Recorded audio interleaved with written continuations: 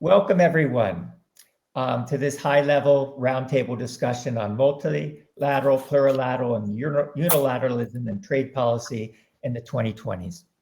I am Gregory Shaffer. I'm Chancellor's Professor at the University of California, Irvine, and President-elect of the American Society of International Law, and forthcoming with a book on the past and the future of international economic.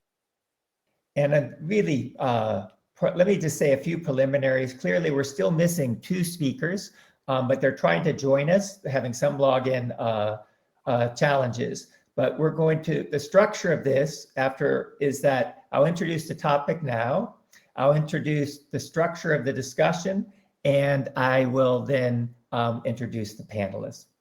So in terms of the panel, the way I see it is that international trade law involves multiple fora, which involves bilateralism, plurilateralism, and the WTO, as well as other international organizations. And it also involves, of course, countries acting on their own to defend their interests, references unilateralism, or to address international public goods. And so that's the background. In terms of the structure for our conversation, we're going to, each panelist will speak in alphabetical order for 6 minutes, and then we'll have 3 rounds of questions. The first round will be on multilateralism and its interaction with different plurilateral initiatives. The second round will be on some key substantive issues which the trading system has been confronted with. And the third issue will be on dispute settlement and some of the major challenges which involve potentially unilateral action, such as climate change and other related issues. And so this is an incredible honor for me to welcome our high-level panelists. In alphabetical order, we have Deputy Director General Yusung Chen of the Ministry of Foreign Commerce, MOFCOM, from China. Previously, he served as legal counselor in the permanent mission of China to the WTO in Geneva for more than 6 years. He's worked in a wide range of trade related issues over his career, and he has degrees both from the top university in China as well as from the Amsterdam Law School.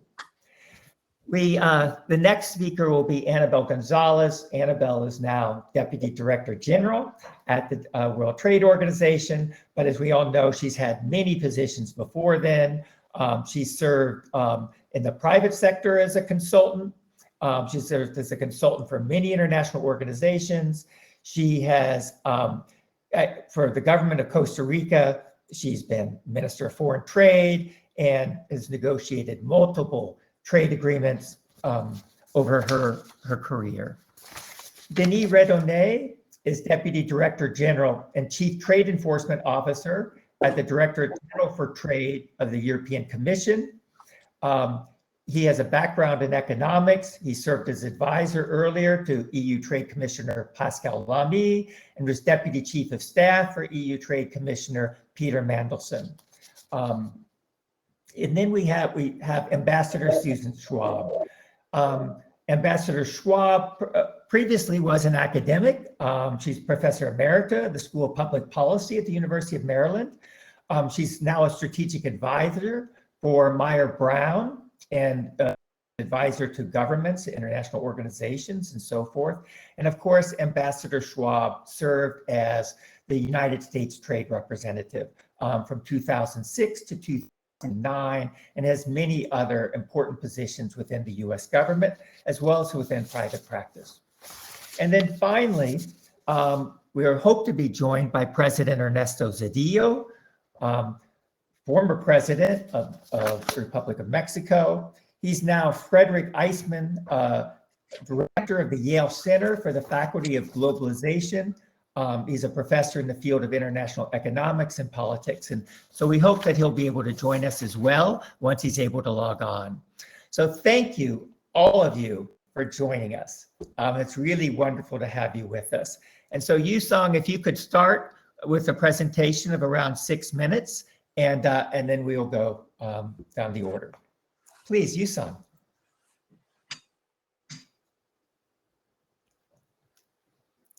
Yusong, are you there?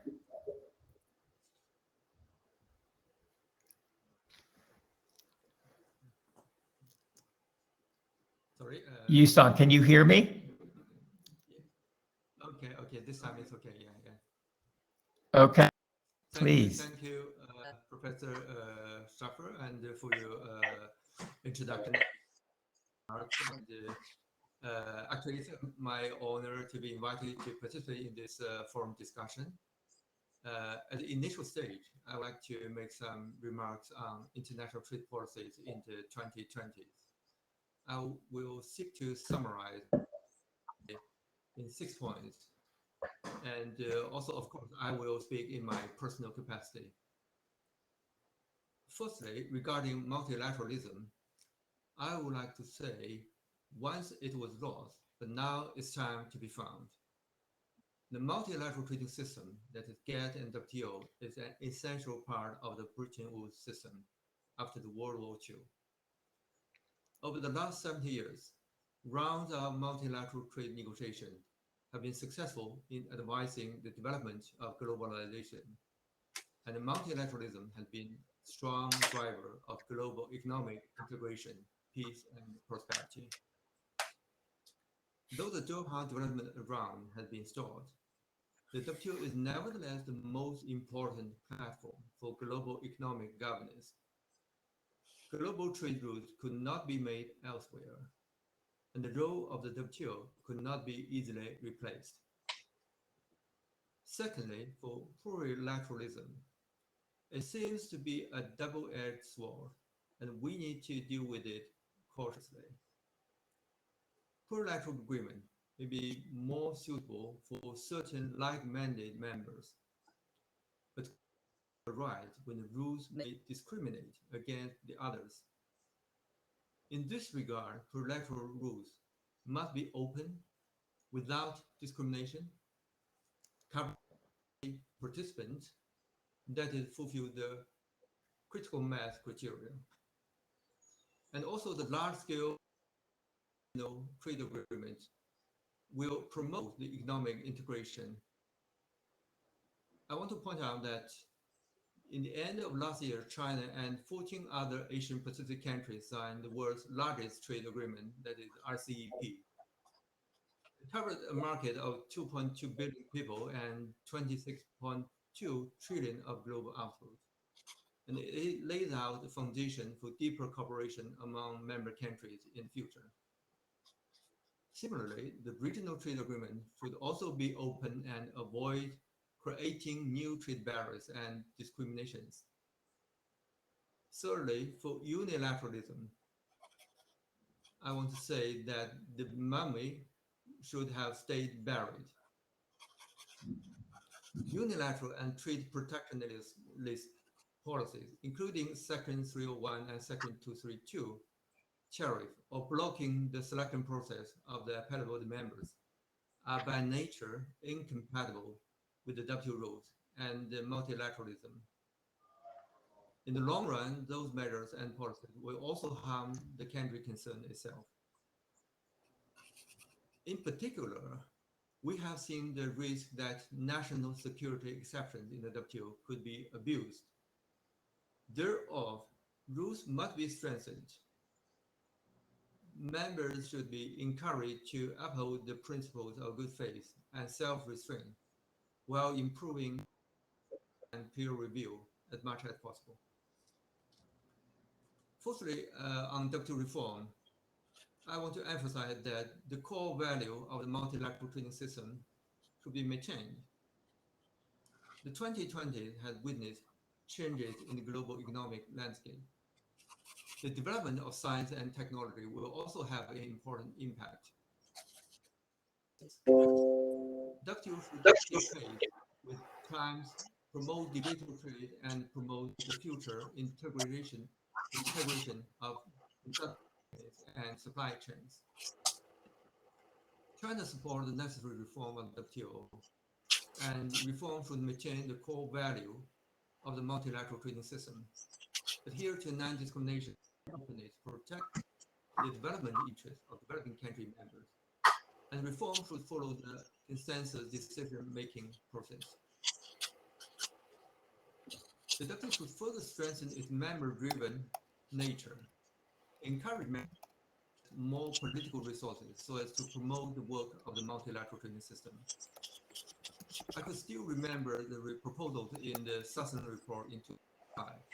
For example, the WTO Ministerial Conference could be held more frequently, and maybe members should also consider holding a WTO World Leader Summit at an appropriate time. Personally, the WTO system should be improved and strengthened to ensure the rule of law rather than the rule of the jungle. Professor Ruth Hankins once wrote, in relations between nations, the progress of civilization may be seen as movement from force to diplomacy and from diplomacy to law. At the judicial pillar of the WTO, the dispute settlement mechanism plays a crucial role in providing security and predictability to the multilateral trading system. We have seen the appellate body collapse at the end of last year. And for the time being, members may follow the WTO rules according to their own understanding. However, a long-term absence of the appellate body will bring fragmentation and undermine the international trade rules as a whole. And the current workers' text has been endorsed by most WTO members except one. And we are looking forward to seeing the last member to join us. Last but not least, we need to ensure that WTO become not only more efficient, but also more inclusive on development, since one-size rules could not fit all. It should be pointed out that development issue is always at the goal of the WTO is to reduce trade barriers, eliminate discrimination treatment in international trade, promote sustainable and reduce poverty. At the same time, WTO rules should accommodate different economic models, political system, and different culture and social traditions. That is more inclusive. Current WTO S&D provision should be improved to further reduce development deficit in international trade and contribute to the achievement of the SDG 2030. When we are talking plurilateralism, we should also bear in mind how the principle of development in plurilateral rules and to protect rights and interests of developing country members, including LDCs, in those agreements. This concludes my opening remarks, and I look forward to further discussion in the next 2 hours. Thank you.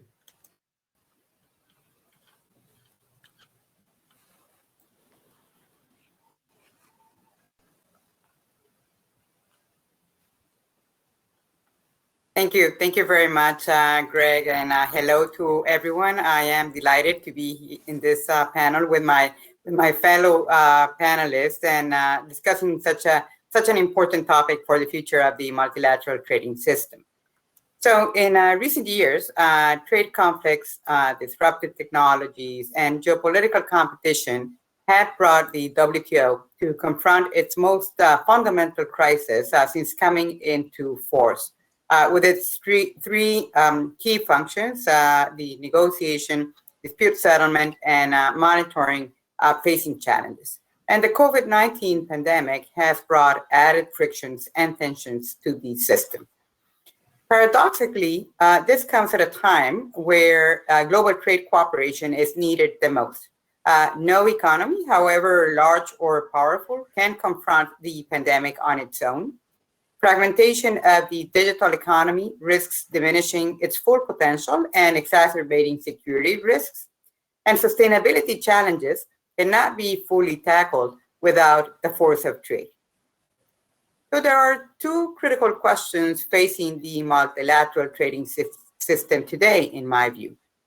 First, are WTO members ready to engage and commit to revitalize the system so that it can play a constructive role in addressing pressing global challenges?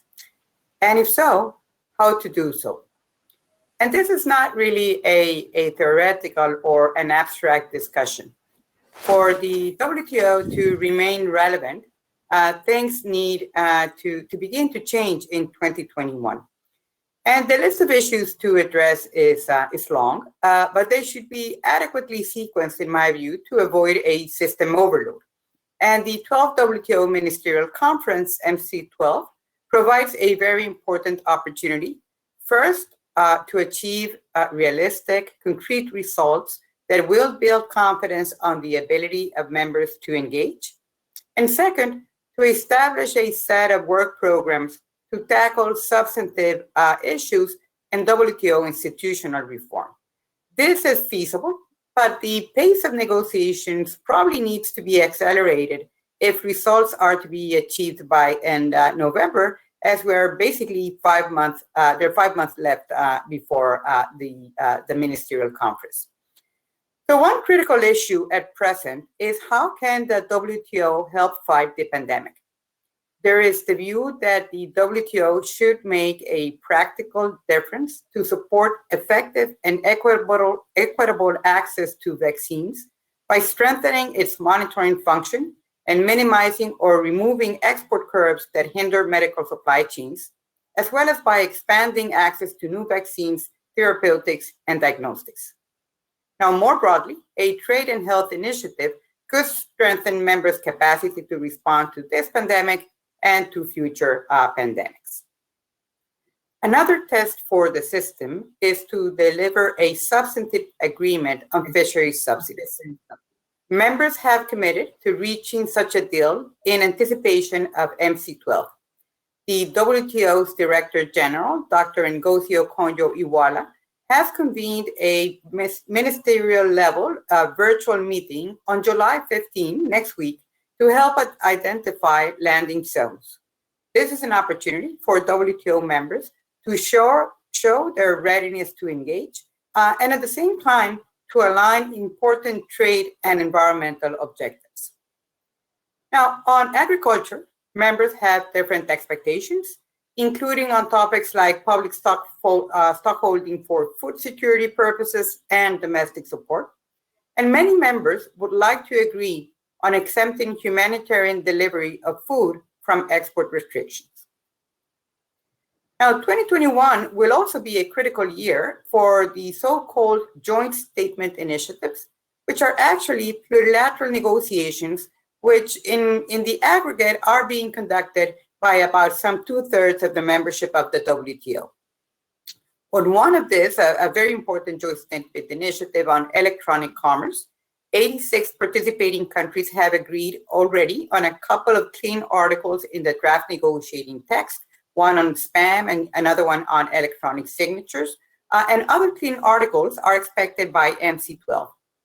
Big strides are still needed, however, to make significant progress on difficult topics like cross-border data flows. The legal architecture of the agreement would also need to be addressed.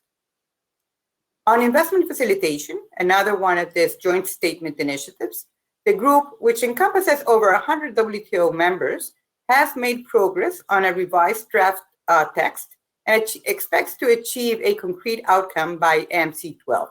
And these two negotiations will likely continue in the Imperial Conference. Now, on a third joint statement initiative on domestic regulation on services, it is important to highlight that a far advanced text captures the progress made by the group in negotiating rules to mitigate the unintended trade restrictive effects of licensing and qualification requirements, as well as technical standards, topics that are very relevant to support trading services. Now, many members expect a legally binding GATS plus outcome to be applied on a most favored nation basis at MC12, with commitments recorded in members' schedules. Now, restoring the multilateral integrity of the dispute settlement system with a reformed appellate body is key for revitalizing the WTO. Many WTO members are of the view that a dialogue needs to start for members to agree on a roadmap for reform, with clear reaffirmation at MC12 of the commitment to a binding dispute settlement mechanism with an appellate function, an agreement to address concerns as part of a dialogue on the WTO reform agenda. Now, some members also believe that MC12 should lead to the establishment on work programs on the following: and improved disciplines and monitoring on industrial subsidies, state-owned enterprises, and forced technology transfer. There's one member that has already announced it will launch a new plurilateral initiative on competitive neutrality to address these issues. Trade and environmental sustainability is another area where a number of members would like to see progress. And there could be many potential issues for consideration.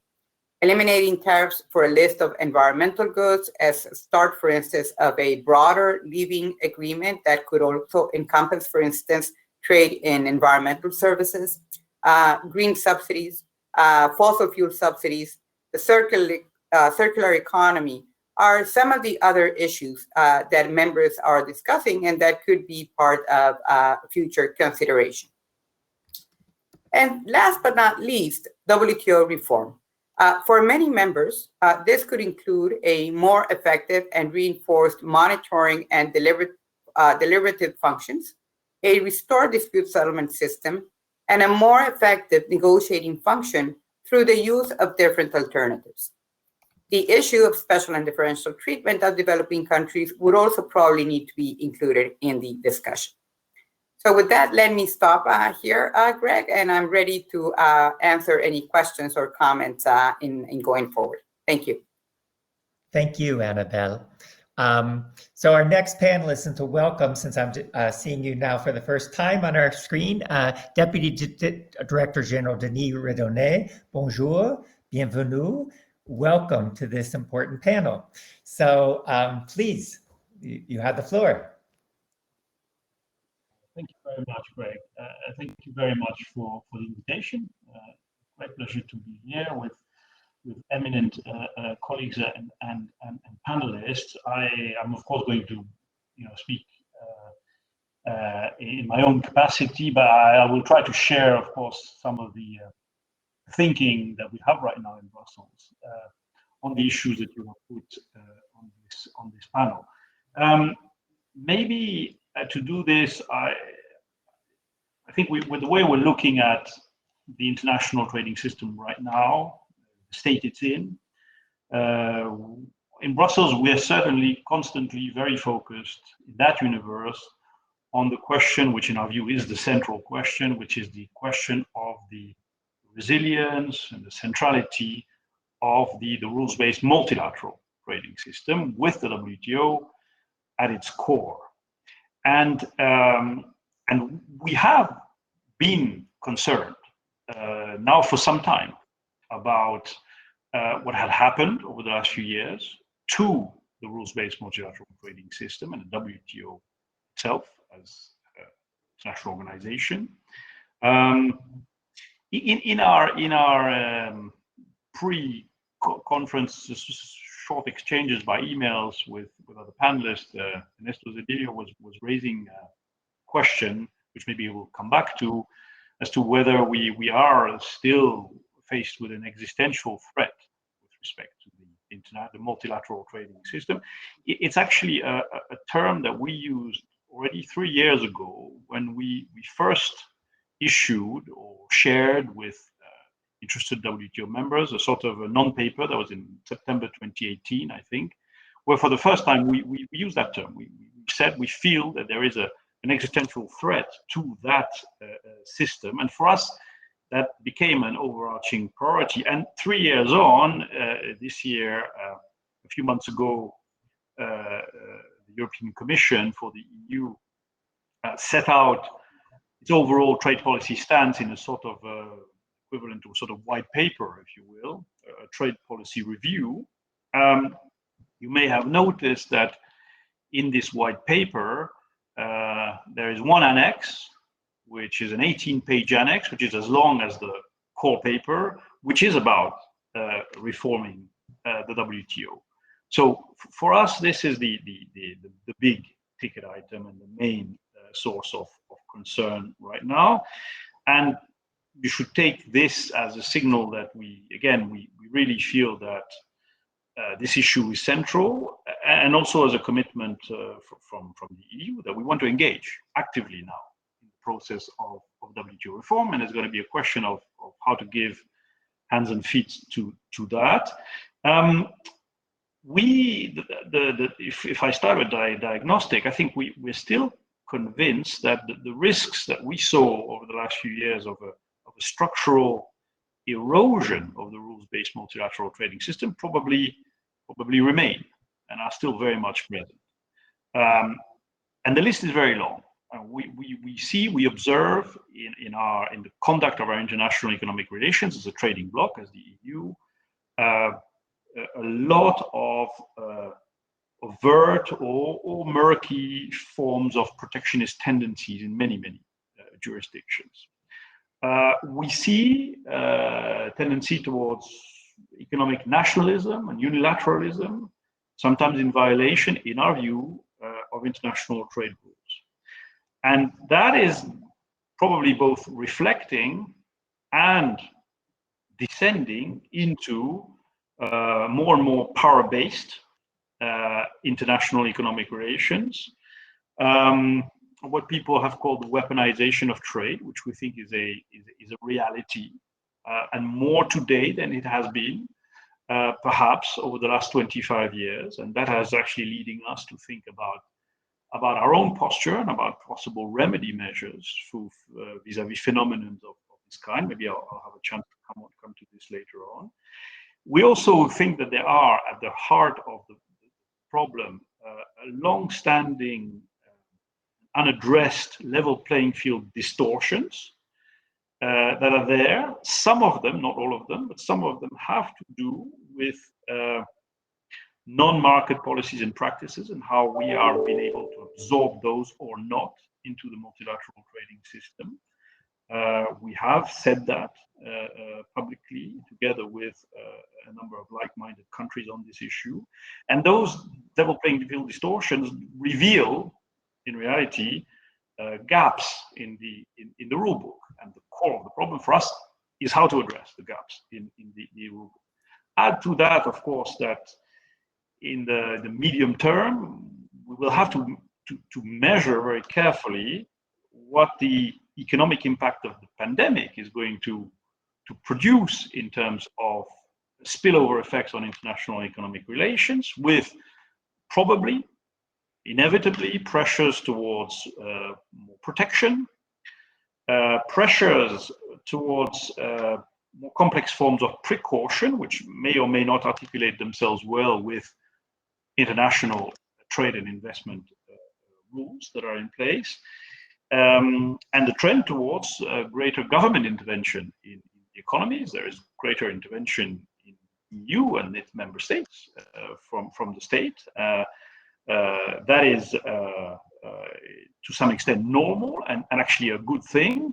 But of course, the question of the form of that government intervention, the conditions for progressive exit from the current state of government intervention in economies is going to be important, because potentially it should produce spillover effects, which could become sources of further tensions. And all this is taking place under the umbrella of a system where a gap has been created by the disappearance of the appellate body of the WTO, with the WTO system having, in part and de facto, reverted to the days of the GATT, because today's panel reports can be blocked. So we are not particularly reassured about the state of affairs right now.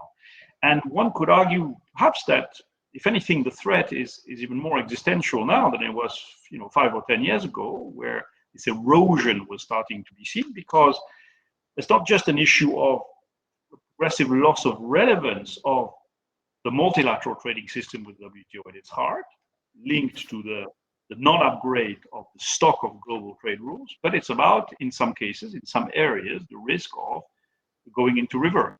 And that is certainly the case when it comes to the dispute settlement function, which means for us that the dispute settlement function is a critical issue. Not all is negative. And we're seeing, happily, from Brussels, green shoots of hope about the system starting to, and members starting to re-engage in a different way. We have a new team in the WTO, a new DG, and excellent slate of deputies.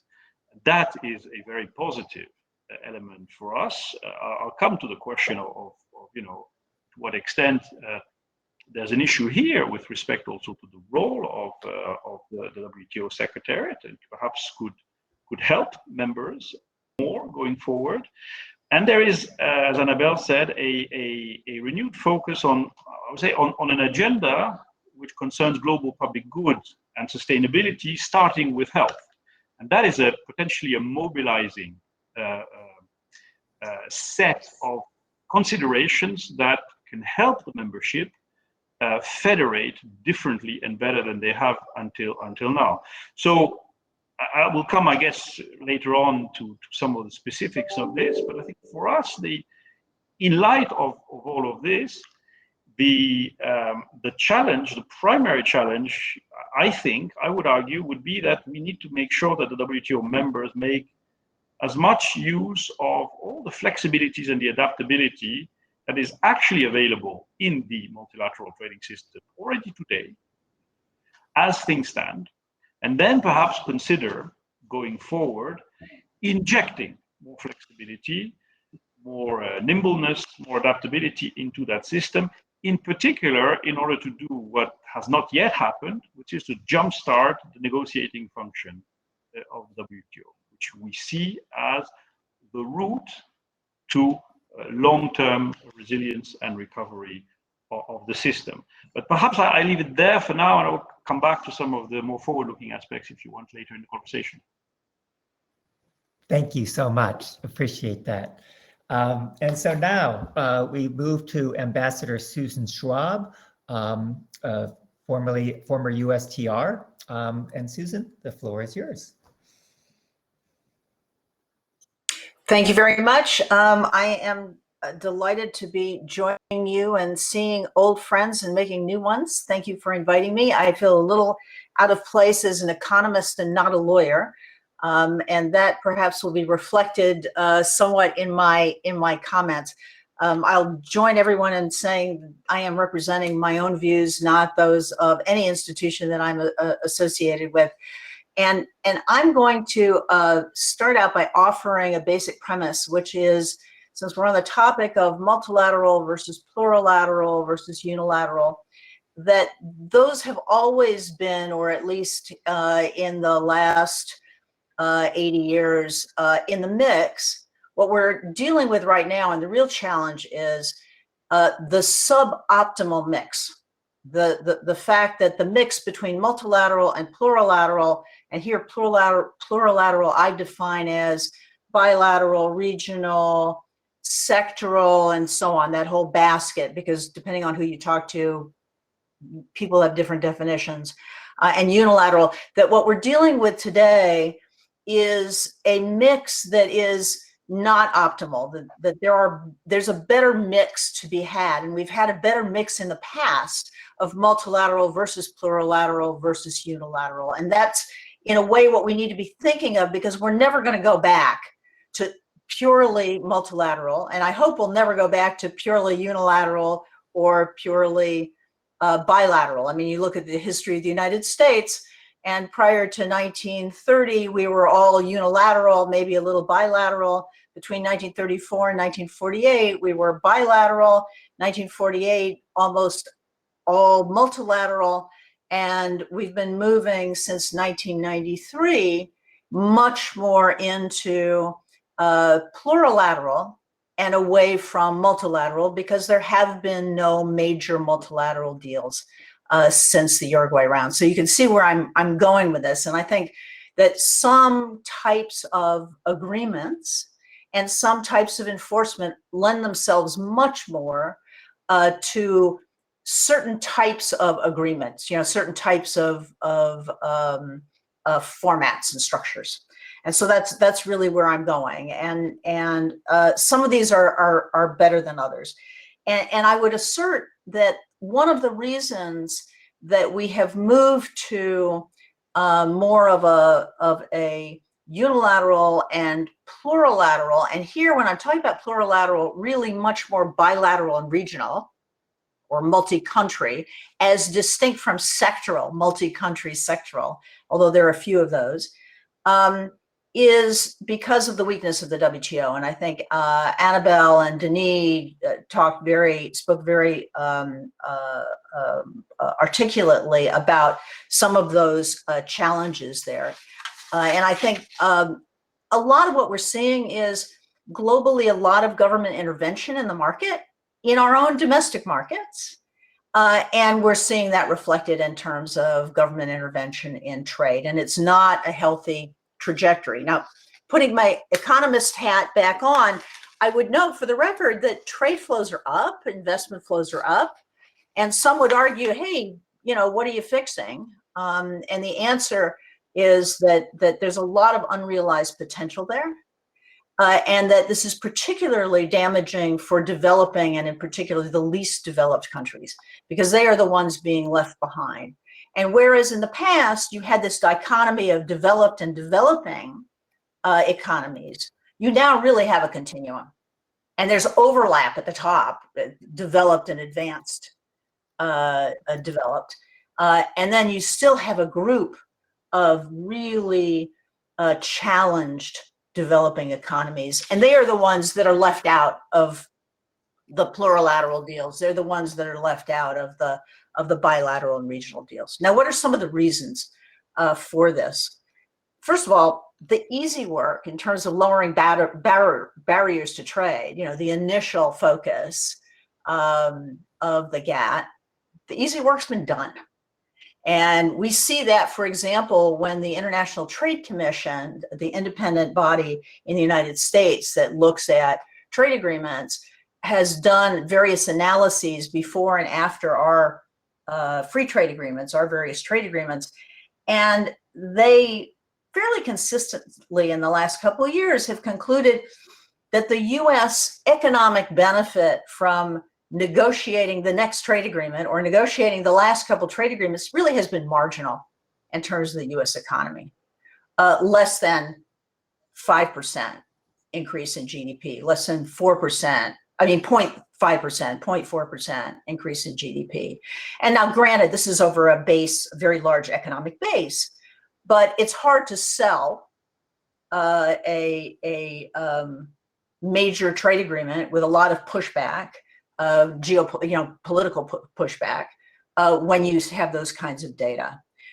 Another reason, just a lot of frustration with the slow progress of the WTO. And again, my colleagues have talked about that, but we haven't had a major deal since 1994, 1995. And having been part of the Doha negotiations, and I'm looking at Anabel and Denis as I say this, that some would argue that the Doha round crashed and burned before it ever started, right? 1999, 1993, 1994, 1996,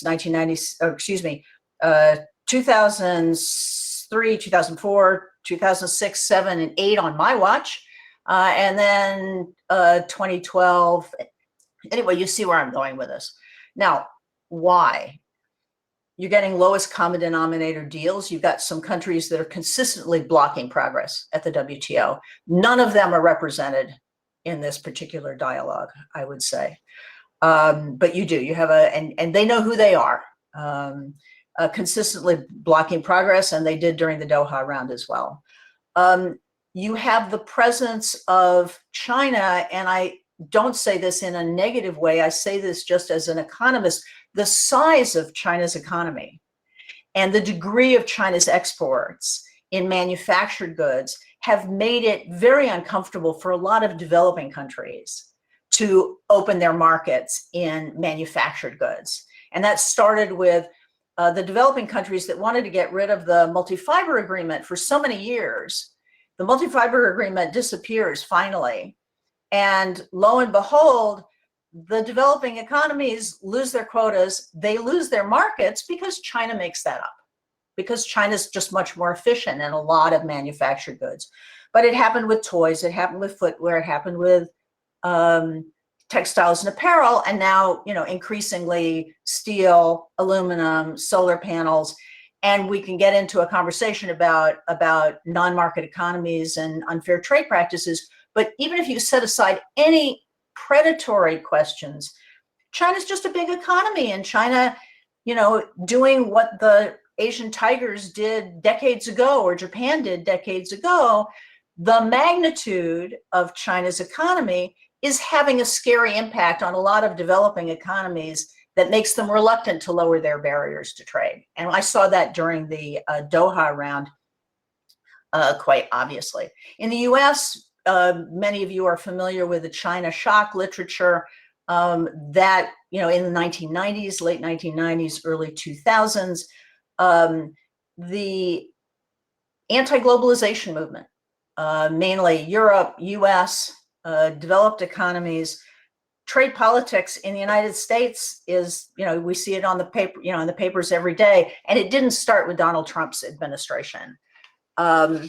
Some of the results we've talked about, but the results of a lot of bilateral and regional deals means the economies, first of all, they're very uneven, but the economies that aren't participating in them are being left behind.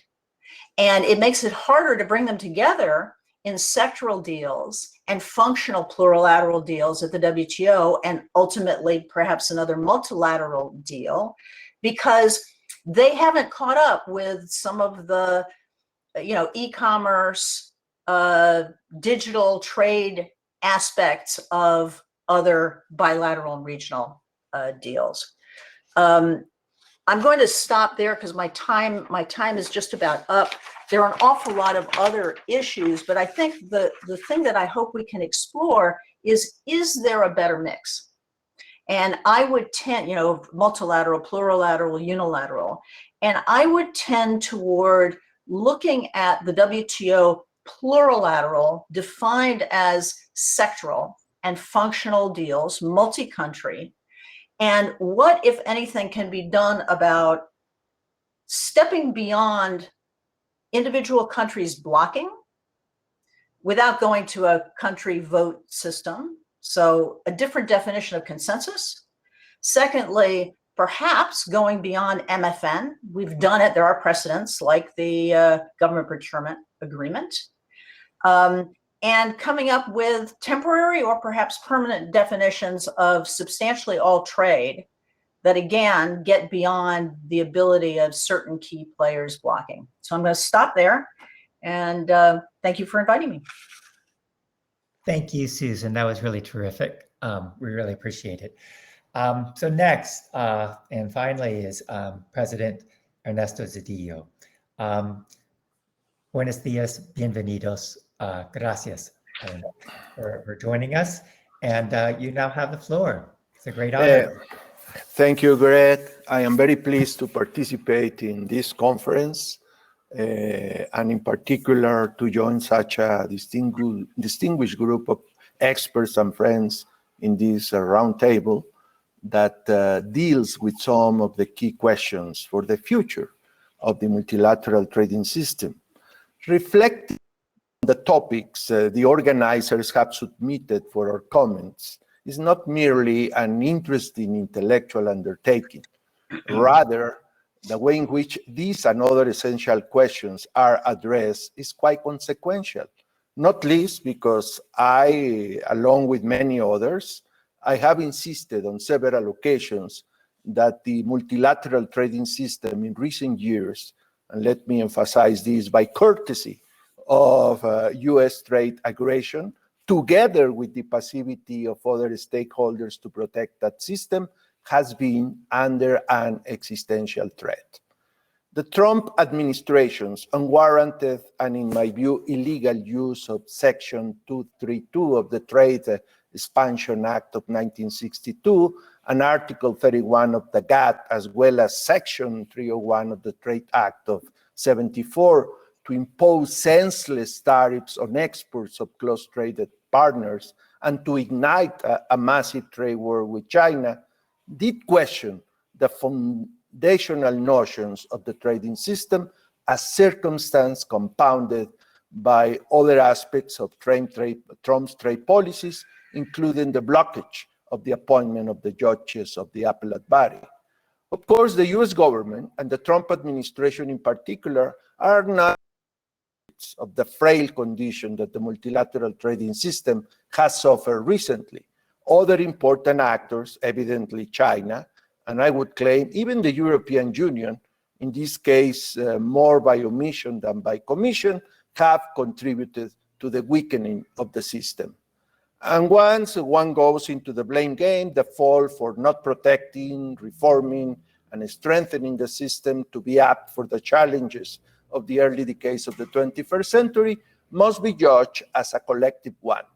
This is certainly the case about the failure to conclude the Doha round, which indeed helps to explain the WTO's feeble condition as Trump launched a frontal attack on the international rules-based system. Depending on the topic and the specific date that the Doha process was, a large collection of individual developed and emerging countries played the role of naysayers and spoilers that eventually landed the undertaking, the Doha undertaking, as a failure.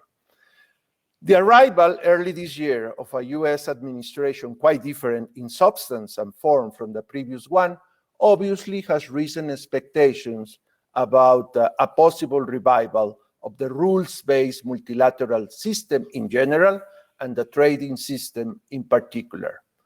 After almost half a year of the Biden administration, one could still hold some hope for the general case, but feel rather disappointed regarding the trading system. Most aggressions by the Trump government against international covenants, agreements, and institutions were flagrant, and I have confidently claimed against the national interests of the United States. Consequently, I have welcomed the various rectifications of US policy by President Biden on crucial issues such as climate change and the Iranian nuclear agreement.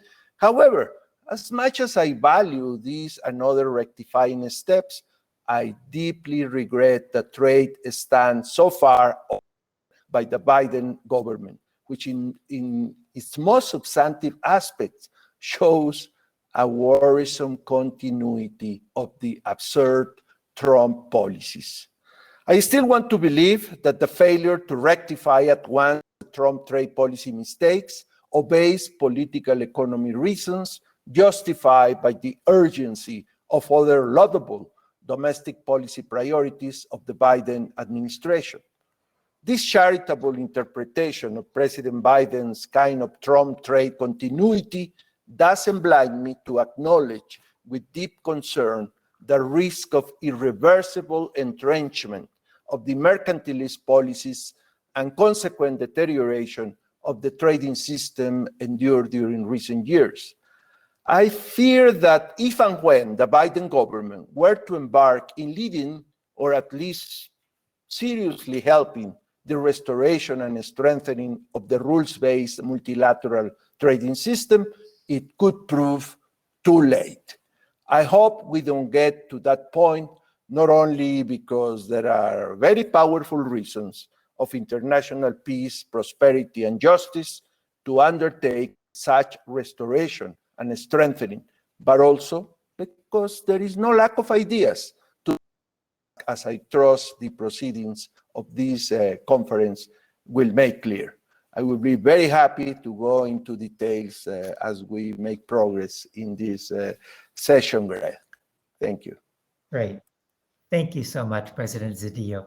So I'm going to ask a first round of questions now, just in terms of format, both for our speakers and for the audience. For our speakers, there are two chat functions. The second one is public chat, so that you can see questions or comments that our friends in the trade community have. And for the general public, I just asked to focus the questions on these particular issues in multilateralism, plurilateralism, and unilateralism and trade policy, or as Ambassador Schwab says, what is the appropriate mix in today's context? So my first set of questions is going to be on multilateralism and particularly on the WTO. So the precise date when we should, and mute if one is not speaking if one can. The multilateral system arguably has been under threat for a while, given the difficulties of reaching agreements and the move, sort of the oxygen for trade negotiations moving to other fora. So the question is, should we feel confident now that the degree of alarm has diminished significantly, such as with the new US administration? Or is the WTO still in danger? And should we care? There are over 300 regional trade agreements. Why do we need the WTO in light of all the negotiations and you have an RCEP, the TPP negotiated, we have a new USMCA. These are dynamic negotiations taking place addressing the issues of the day, from electronic commerce to other major issues. So what should be the place of the WTO in the broader ecology? That's the way I reference it, the broader ecology of the trade law system. What should be the role of the WTO today, particularly with respect to its negotiating function? And this is open to all the panelists, but I thought I'd start with Deputy Director General Gonzalez from the WTO. What is your sense? So thank you very much, Greg. This is an important question. I think that the WTO is not out of danger until it begins to deliver.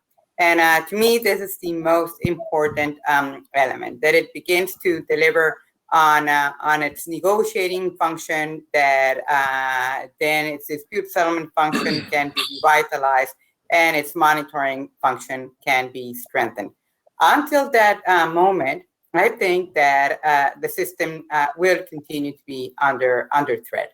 And I think that, Susan was saying that thinking about plurilateral more as, bilateral and regional agreements, and I think this is sort of like the right way of looking at this, is these agreements, particularly when they're deep, the deep preferential trade agreements, can be very, I think they can be very important. They can explore new issues. They can deepen cooperation, for instance, among neighboring countries. They're quite valuable instruments to underpin value chains. So I think there's a very important role for these agreements to be played. Having said this, however, we see that with a very few exceptions, maybe like the EU, Japan, maybe a couple of others, there are no really bilateral agreements between the larger players. And each time that they have been attempted, it has been challenging. And I find unlikely that we will have, for instance, a broad EU-US deep trade agreement or a US-China trade agreement anytime soon. And likewise, for many developing countries, it is true as well that entering into this deep trade agreements with advanced countries may not be a feasible proposition. So there are some important limitations there. But also, I think it's important to bear in mind that up until now, at least, this bilateral or regional trade agreements, preferential trade agreements, have not proved. They have had an important value, as I mentioned before, but have not proved a very effective tool to solve conflict among partners. And countries of all levels of development have preferred to go to the WTO because they thought that the mechanism worked. And we know that we are a bit in a particular condition right now. But one important advantage of this organization is that it has provided a forum that has helped to solve over 500 disputes among members, and maybe even more importantly, to prevent a number of disputes among them. So I would argue that while there's a very important role in the system for these types of agreements. They are in no way a substitute to the WTO. And I really like the way in which Susan has framed the conversation, which is, so what is the right balance? What is the right mix among these different formats and structure of agreements? And I think this is the key question that countries will need to sort out in this year, the year to come, and hopefully very, very soon. Great. President Zedillo, did you want to jump in? Okay, thank you. Well,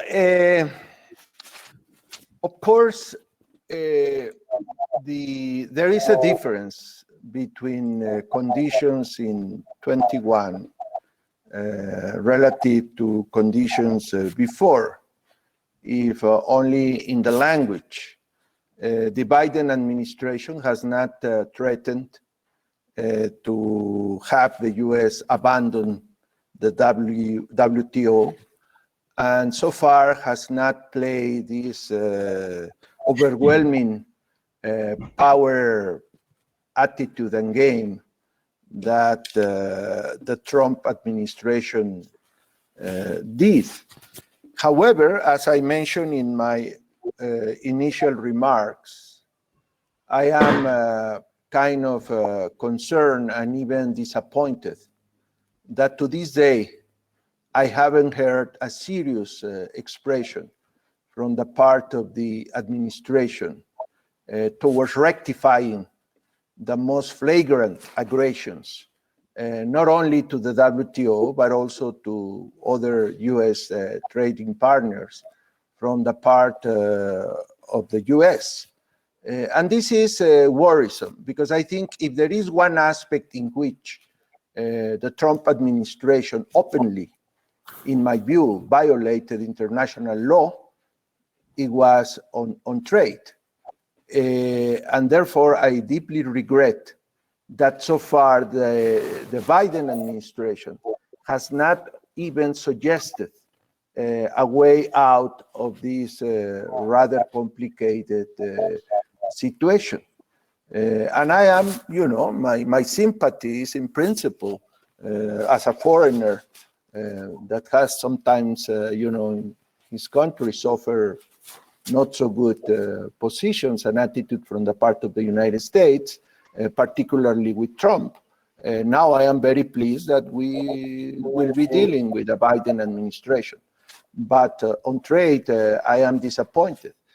And I hope that when some rectification starts to develop, which I hope it will happen, the Biden administration will acknowledge that the multilateral trading system is certainly valuable for the general prosperity of the global economy, but also is very much in the interest of the United States, well beyond any parochial or sectorial or localized consideration about the effects of trade. I think in this, as in many other cases, the general interest of a country is the one that must prevail. And I am absolutely convinced, and I have Susan's the same original sin. I am an economist. I am convinced that it is in the interest of the big hegemon that created, in many ways, the multilateral trading system to preserve a rules-based system for trade. For no other reason that I don't think anybody expected the US to be the absolute dominant power forever and ever after the Second World War. And I think part of the vision was, okay, now we have more than 50% of GDP. That was true after 1945. The overwhelming power of the United States was there. And yet, back then, people had the vision to say yes, but things change over time. And they were hoping that for reasons of peace, Europe will recover, including certainly Germany, So, and they said, we need a multilateral system for when conditions change in our own interest. But and that is where we are now. We have China, and I think it's in the interest of the United States to have a multilateral trade system in order to regulate the behavior of other great powers. So I think there is a lot of short-sightedness in the previous administrations, and today, if they don't go for reinforcing the multilateral trading system. Okay. Is it Susan? The place of the WTO in today's context.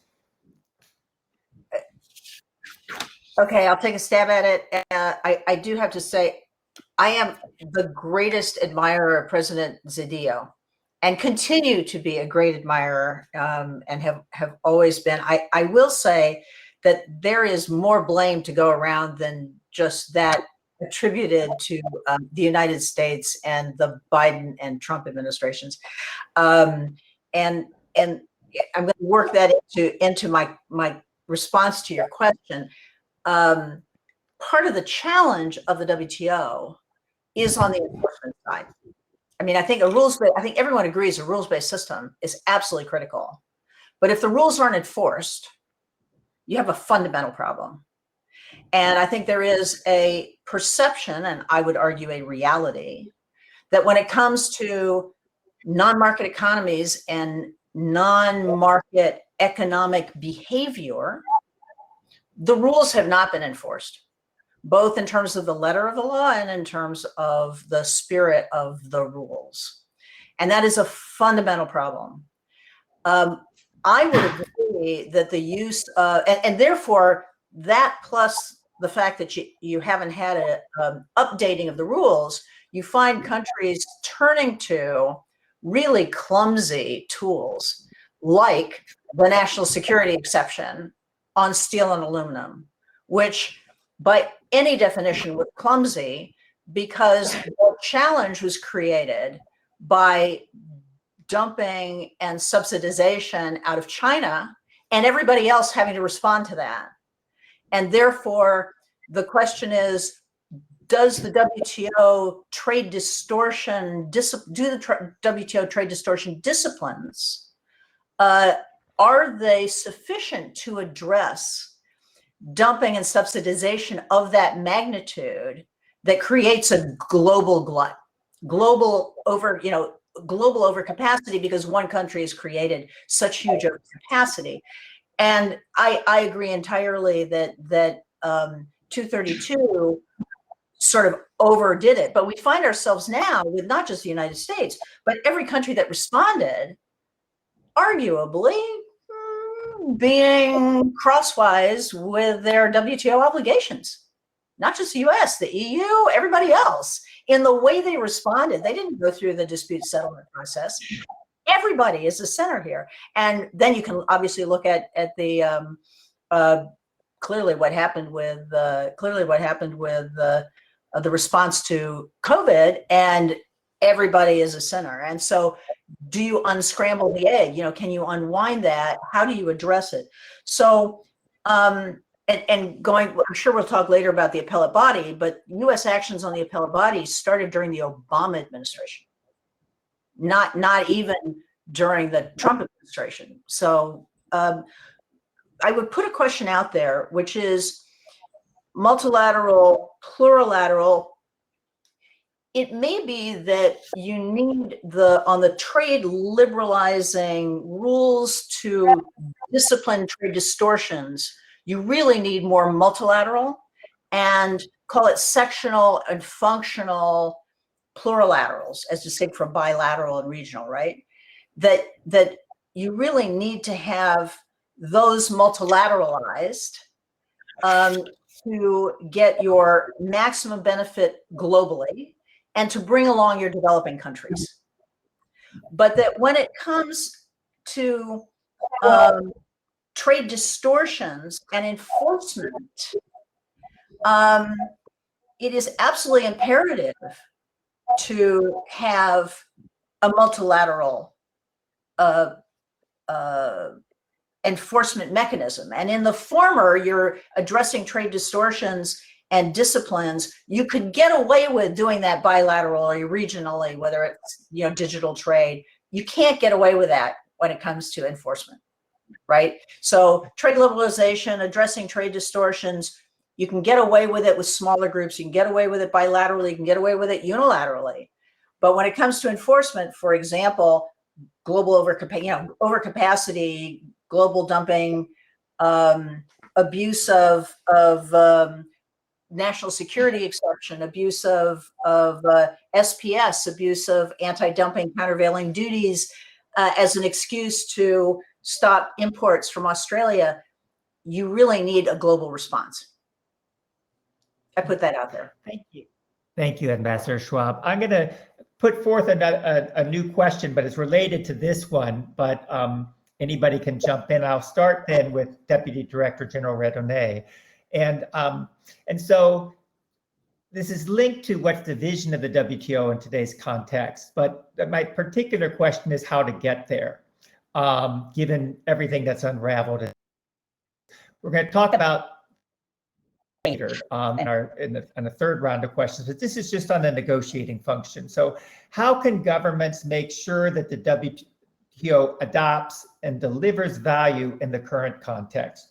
What priority steps should governments take to revitalize the WTO? And particularly, is there a major problem which lying in a core principle of the WTO, which is the single package system, that nothing's agreed until everything's agreed? Under the former GATT, that was not a core principle. You could have plurilateral agreements, not everyone had to join it, and that was a way to build normative understandings within the broader system. But with the single package, it's become much more difficult. So is there room for non-MFN alternatives when one or more major economies is holding up an agreement? What should be done in terms of this principle? Does it need to be revised, changed?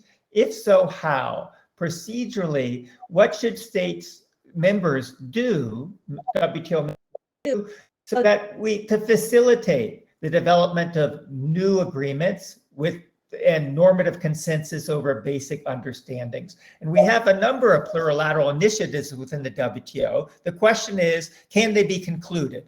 And how can they be concluded in light of this fundamental principle that any WTO member can potentially veto a new agreement? Okay, well, let me try to address some. There's a lot in that. It all does boil down to the point that you were making earlier. You said we're talking about bringing back oxygen